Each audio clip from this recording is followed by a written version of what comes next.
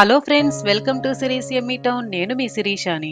ఈరోజు అటుకులతో టేస్టీగా అప్పటికప్పుడు పునుగులు ఎలా ప్రిపేర్ చేసుకోవాలో చూసేద్దాం. వీడియో స్కిప్ చేయకుండా మీరు కూడా ఒకసారి ట్రై చేసి ఎలా ఉందో మీ ఫీడ్బ్యాక్ని కామెంట్లో తెలపండి.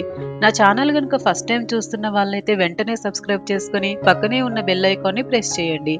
మరి టేస్టీగా ఈ పోహా పునుగుల్ని ఎలా ప్రిపేర్ చేసుకోవాలో చూసేద్దాం రండి. ముందుగా ఒక కప్పు అటుకుల్ని తీసుకొని 2 సార్లు శుభ్రంగా కడిగేసుకోవాలి. డస్ట్ ఏమన్నా ఉన్నా పోతుంది. తర్వాత ఒక బౌల్ తీసుకొని కడిగిన అటుకుల్ని వీడియోలో చూపిస్తున్నట్లుగా పిండేసి బౌల్లోకి వేసేసుకోండి.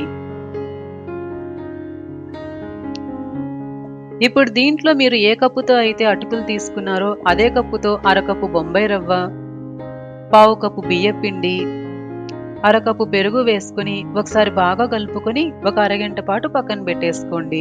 పెరుగులో నానితే పునుగులు టేస్టీగా ఉంటాయి.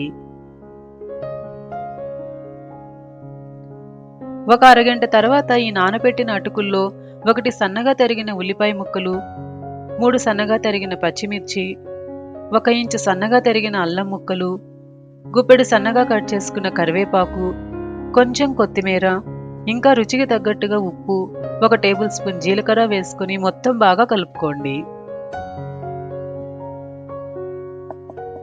చూడండి, పిండి ఇలా కలుపుకొని పక్కన పెట్టేసి స్టవ్ ఆన్ చేసి ప్యాన్ పెట్టుకుని డీప్ ఫ్రైకి సరిపడా ఆయిల్ వేసుకోండి.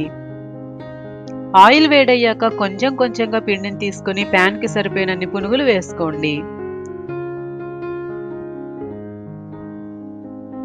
వెంటనే కదపకుండా 2 నిమిషాల తర్వాత తిప్పుకుంటూ ఎర్రగా కాలనివ్వాలి. చూడండి, ఇలా కాలిన తర్వాత ఆయిల్లో నుండి తీసేసుకొని టిష్యూ పేపర్ పైన వేసుకోండి. ఏమన్నా ఎక్స్ట్రా ఆయిల్ ఉన్నా పీల్చేస్తుంది. అంతే, వేడివేడిగా ఎంతో టేస్టీగా ఉండే పోహా పునుగులు రెడీ.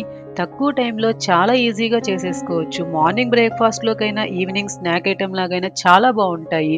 మీరు కూడా తప్పకుండా ఒకసారి ట్రై చేసి మంచి టేస్ట్ని ఎంజాయ్ చేయండి.